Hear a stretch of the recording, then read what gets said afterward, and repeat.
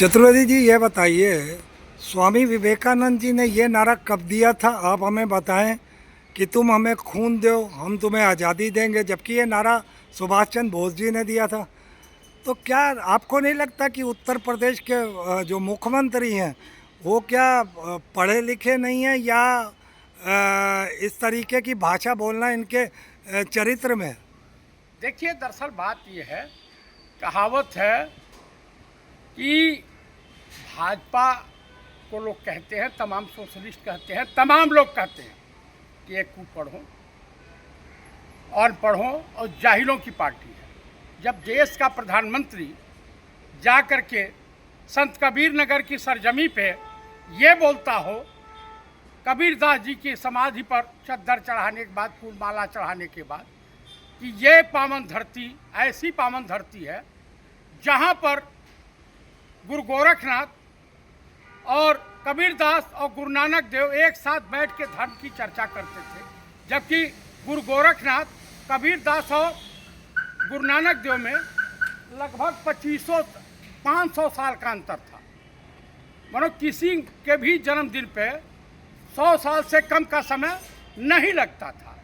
तो मेरे कहने का मतलब, जब उनके माननीय मुख्यमंत्री योगी आदित्यनाथ और जा कर के बंगाल की सरजमी पर विधानसभा चुनाव के दौरान सभा को संबोधित करते हुए, जबकि बंगाल की जनता पढ़ी लिखी है, अनपढ़ नहीं है उत्तर प्रदेश और बिहार के तरफ से, वहाँ बहुतायत संख्या पढ़ी लिखी पाई जाती है, विद्वान होती है, क्रांतिकारी सरजमी है। इन्होंने कहा कि यह बंगाल की सरजमी, यहाँ पर जो है स्वामी विवेकानंद ने कहा था कि तुम मुझे खून दो, हम तुम्हें आज़ादी देंगे।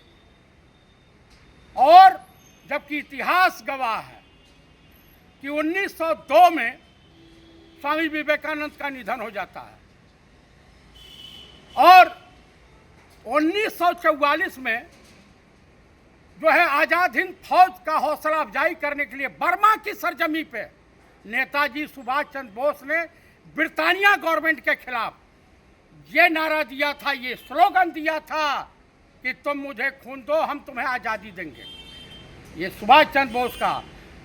अब मैं बड़ा चिंतित हूँ, देश की जनता चिंतित है, भारत की जनता पूछती है कि ऐ मोदी जी, ऐ योगी जी, ऐ अमित शाह जी, आइए हम सभी लोग मिल करके महात्मा गांधी, सरदार पटेल और भारत के पहले शिक्षा मंत्री अब्दुल कलाम आज़ाद, आज के खिलाफ, नेताजी सुभाष चंद्र बोस के खिलाफ ये FIR दर्ज करा मैं कि हमें उस वक्त जो है गलत शिक्षा NCERT बुक, गलत NCERT बुक पढ़ाई गई थी। जो योगी और मोदी कहें वही सही है। कहावत है, खाता न बही, जो योगी मोदी कहें वही सही। आप मुझे बताइए, कोई भी पढ़ा लिखा, कोई भी विद्वान आदमी, कोई भी हाई स्कूल इंटर पास बच्चा यही कहेगा कि ये नारा नेताजी सुभाष चंद्र बोस ने दिया था। अब भारत छोड़ो आंदोलन, भारत छोड़ो नारा दिया था महात्मा गांधी ने, और वंदे मातरम लिखा था बंकिम चटर्जी ने, और पहली बार कांग्रेस के अधिवेशन में रविन्द्रनाथ टैगोर ने गाया था।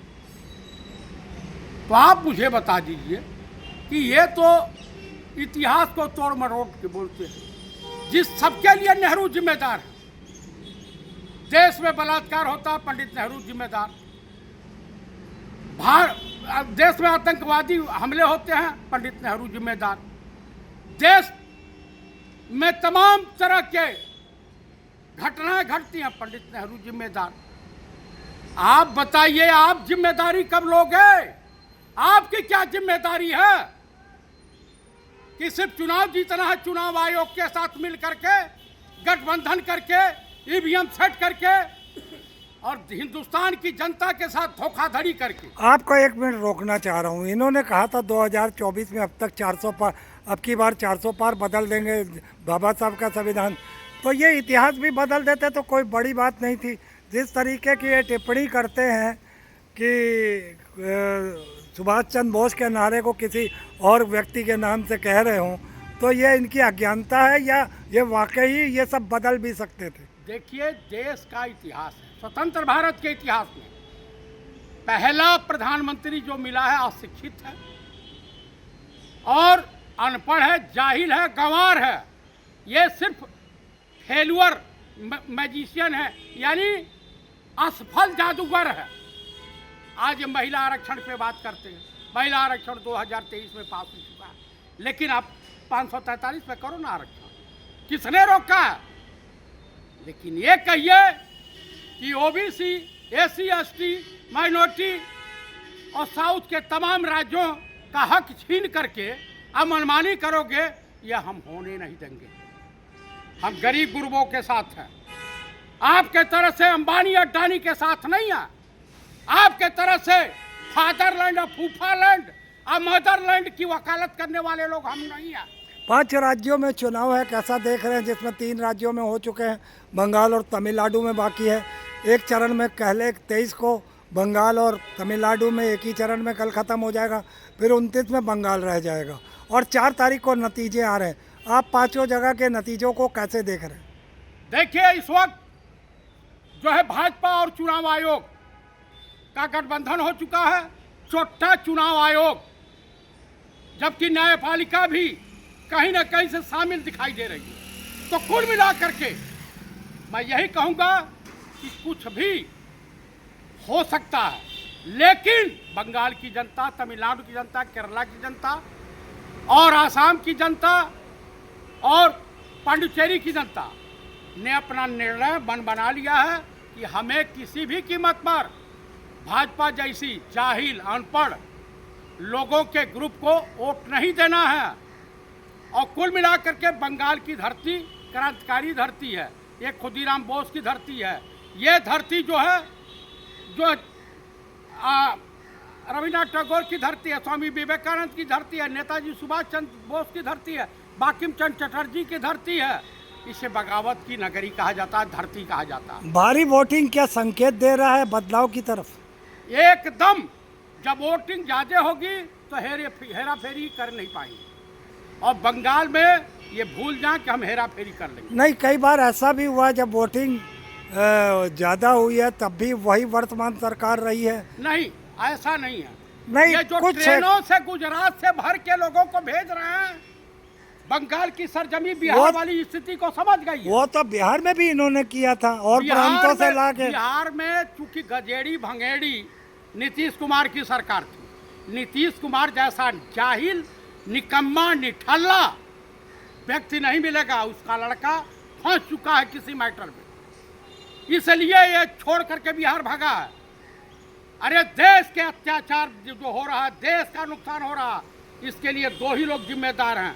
एक जिम्मेदार है चंद्रबाबू नायडू, दूसरा नीतीश कुमार।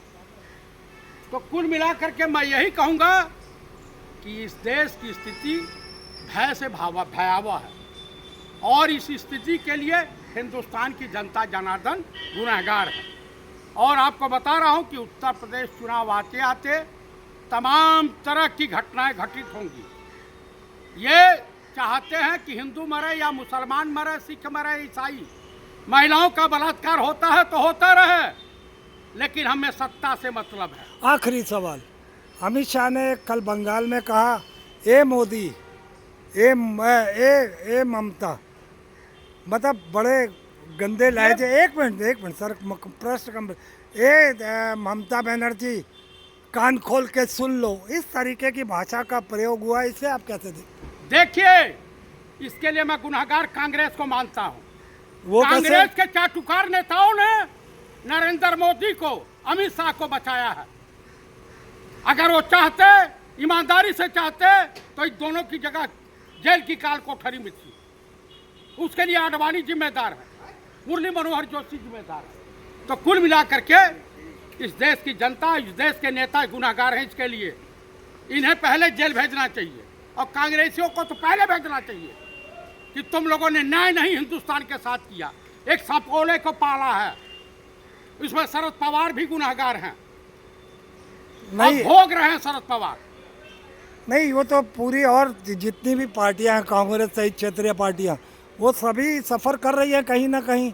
मगर जब एक आदमी ऐसा बैठ जाए जो तानाशाह प्रवृत्ति का हो, फिर वो तो उसके आगे देखिए मुकाबला भाई क्या है। साहब, गोधरा के बाद न्याय होना चाहिए, जस्टिस लोया के बाद जो न्याय होना चाहिए था, नहीं हुआ।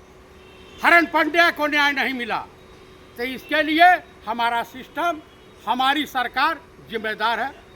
किसी भी अपराधी को नहीं बख्शना चाहिए। इसके साथ आपका बहुत बहुत धन्यवाद। नमस्कार। नमस्कार, जय हिंद, जय भारत। जय